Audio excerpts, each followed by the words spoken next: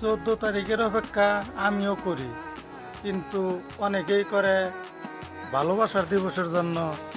আর আমি অপেক্ষা করতেছি শবে বরাতের জন্য। আপনারাও দোয়া করুন। 14 তারিখের অপেক্ষা আমিও করি, কিন্তু অনেকেই করে ভালোবাসার দিবসের জন্য। আর আমি অপেক্ষা করতেছি শবে বরাতের জন্য। আপনারাও দোয়া করুন।